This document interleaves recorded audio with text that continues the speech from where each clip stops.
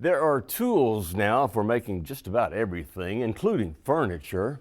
But you know what? That doesn't matter to a craftsman that Rob Wiles met recently in Hendersonville.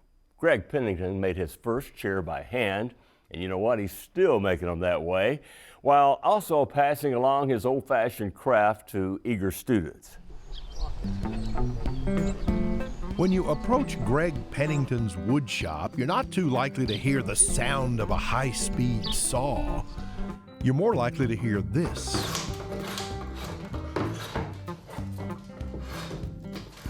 One man at work on one piece of wood the old-fashioned way, which lets Gregg get to know the wood. I love the warmth, the feel of the grain. It's so versatile, it's a renewable resource, and the smell of the various woods, and it's a very rewarding material. Gregg's love of wood and working with it the old-fashioned way led him, with the help of some friends, to create his wood shop and get it built in that hands-on way we think of as an old-fashioned barn raising.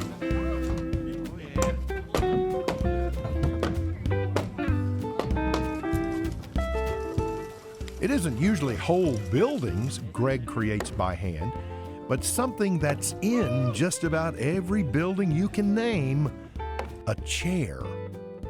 It kind of involves every aspect of woodworking. You have wood turning, you have shaping, you have steam bending.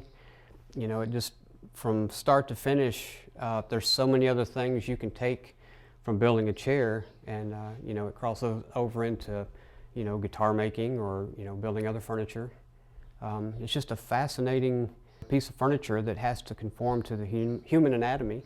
I don't know, I just feel really connected to the Windsor chair. And Gregg takes his chairs from forest to foyer. Most of the time, either people don't know what they are, or they just get mulched up and pretty much burned. Mm-hmm. So, that's when I step in. So when you start splitting them up, to make planks or boards or whatever, how do you do that? Is there a machine? No, there's no machine. I wish there were, because unlike firewood, I have to split up 8 to 10 foot logs. And the reason for that is, once I split them, then I can see the defects and I can work around the defects. I start out in the woods, essentially, looking for really straight grain, perfect trees. The straighter the grain, the easier it's going to be to make the chair.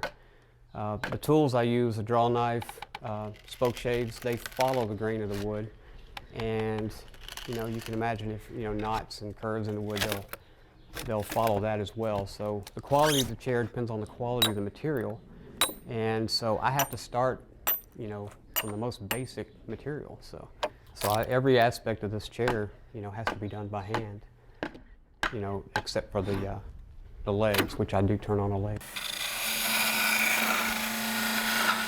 Just an average size chair generally takes about 6 days. There's certain parts you have to let dry, so you can't rush it. Mm-hmm. And I would like to tell you that I work 10 or 12 hours a day, but it's pretty relaxing. I got to let those parts dry, so 5-6 hours a day, and then go do some gardening, and that's about what it takes. That's a lot of time, which suits Gregg. He enjoys everything about the process, even has a deep affection for the tools that make his work possible.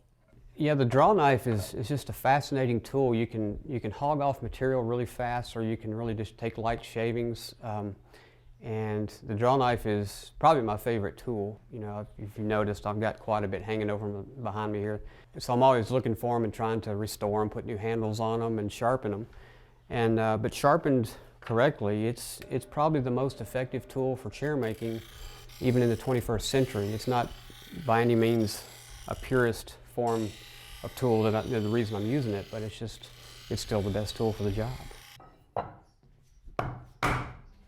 Gregg has become so well known for his handiwork that students come from all over to study with him, learning how he makes his chairs, and gaining an appreciation for a beautiful handmade piece.